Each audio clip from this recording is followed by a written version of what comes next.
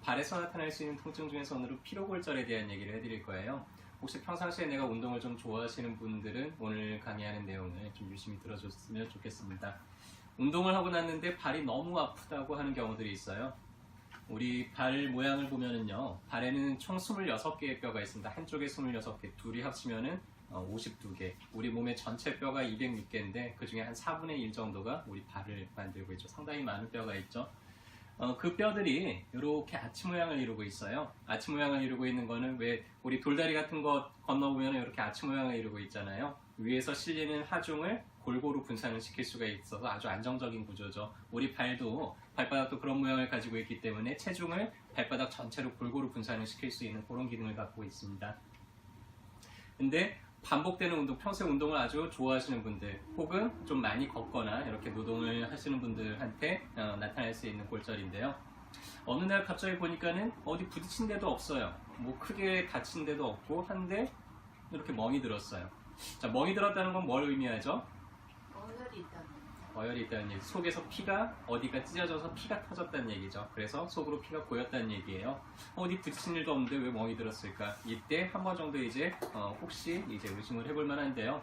원래 피로골절은 초반부터 이렇게 붓거나 멍이 들진 않아요. 그냥 처음엔 좀 아프다가 이게 점점 누적이 되면 이제 붓기 시작을 하고 나중에는 이제 걸을 수가 없을 정도로 점차 이렇게 증진이 되는데 그래서 붓고 누르면 되게 아프겠죠. 운동을 하고 나면은 좀 쉬면은 또 괜찮은데 또 운동을 하고 나면 또 악화가 되고 할 때 엑스레이를 한 번 정도 이제 찍어서 확인을 해볼 필요가 있는데요. 우리가 골절이라고 하면 어디 꽉 부딪히면은 그러면 이제 그때 골절을 입잖아요.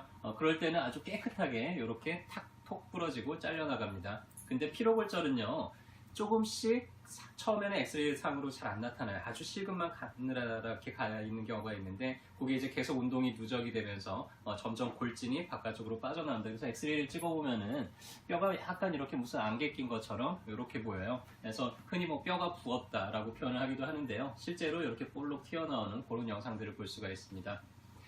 골절은 만약에 우리의 뼈가 한 100kg을 내가 견딜 수가 있어요. 근데 100kg 이상이 충격을 딱 받으면 부러질 수 있겠죠. 근데 피로골절은 1kg씩 계속 누적이 된 게 오랫동안 누적이 되다 보니까 이제 뼈가 금이 가고 이런 현상들을 얘기를 합니다. 엑스레이가 없을 때 내가 이걸 사진을 찍어봐야 될지 안 찍어봐야 될지 좀 의심스럽잖아요. 그래서 간단하게 이제 확인할 수 있는 방법 중에 하나인데요. 일단은 발 아치 중에서 가장 약한 게 이 중족골이에요. 다른 데는 뼈가 상당히 커요. 큼직큼직한데 요거를 요 가느다란 5개의 발가락 뼈가 이제 나눠서 체중을 분산하기 때문에 가장 피로골절이 많이 생기는 부위가 요 중족골이 있는 부위입니다. 요 중족골은요, 손가락 3개를 발목 앞쪽에다 이렇게 딱 대면은요, 그러면은 요 안에 있는 요 뼈들이에요. 그리고 그 앞에서 또 다시 손가락 3개를 갖다 대면 그 사이 범위가 이제 중족골이 됩니다. 해서 원래는요, 여기는 뭐 인대도 없고 아무것도 없기 때문에 특별히 아플 만한 일이 없어요. 근데 이 근처를 눌러봤더니 어디 한 군데가 시큰하게 아프다 그러면은 그때는 피로골절을 한 번 정도 의심해 볼 수 있고 사진을 찍어서 확인을 해볼 필요가 있겠죠. 치료는 초반에는요, 잘 쉬어주고 그냥 안정을 취해주고 하면 저절로 붓고 저절로 낫습니다. 워낙에 아주 미세한 골절이기 때문에. 근데 이게 이제 운동이 계속 누적되고 하다 보면은 점점 심해지겠죠. 그러면은 이제 약물 치료를 하거나 아니면은 뭐 이렇게 방기부스 같은 걸 하거나 보존적인 치료가 필요하고요. 이게 이제 계속 누적이 돼가지고는 뼈가 아예 분질러져 버리면은 수술적인 요법이 필요하거나 아니면 기부스를 해야 될 수도 있습니다. 기부스를 하게 되면은 한 4주에서 6주 정도 고정을 하게 되죠. 그러고 나면은 또 그 뒤에 한 6개월 정도 재활훈련이 필요하고 상당히 오랜 기간 고생을 하게 되기 때문에 초반에 잘 발견을 해서 잘 관리를 하면은 굳이 그렇게까지 할 필요 없이 나을 수가 있죠. 그래서 각 시기별로 써주는 약들이 있는데요. 초반에는 어혈을 풀어주는 그런 약들을 써주면 좀 빨리 낫고요. 나중에 이게 잘 안 붙는다 싶으면 뼈를 좀 빨리 붙게 해주는 그런 종류의 처방들도 있어요. 그래서 약을 통해서 얼마든지 골절도 좀 빠르게 회복을 할 수가 있습니다. 네, 해서 피로골절이 어떤 건지 간단하게 얘기를 해드렸고요. 자, 운동을 좋아하시는 분들 중에서 운동을 하다가 아프다 그러면 주변에서 꼭 그렇게 얘기하시는 분들이 있어요.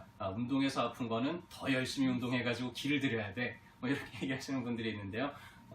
물론 어떤 부분에서는 맞지만은 어떤 부분에서 상당히 틀린 얘기예요. 그래서 우리 몸에서 어떤 통증이 일어난다는 거는요, 그 동작을 되도록이면 삼가해 주세요 라고 우리 몸이 알려주는 신호입니다. 우리가 흔히 뭐 안 하던 운동을 하다가 갑자기 근육이 뭉치거나 이랬을 때는 조금 더 운동을 해가지고는 하면 더 빨리 풀리기는 하는데요. 근데 그 외에 어딘가 조직이 손상이 되거나 염증이 생기거나 했을 때는 무조건 운동을 쉬어야 돼요. 우리가 통증을 느끼는 양상으로도 구별을 할 수가 있는데 보통 근육이 긴장돼서 나타나는 종류의 통증들은 좀 뻐근해요. 좀 땡기거나 이런 종류의 통증이다 그러면은 그냥 참고 좀 운동을 하셔도 괜찮은데, 만약에 통증이 뜨끔하거나 시큰하거나 뭔가 좀 송곳으로 찌르는 것 같다든지 좀 날카로운 느낌을 느낄 때는, 그때는 그런 자극이 다시 반복되지 않도록 좀 주의를 해주시는 게 좋고요.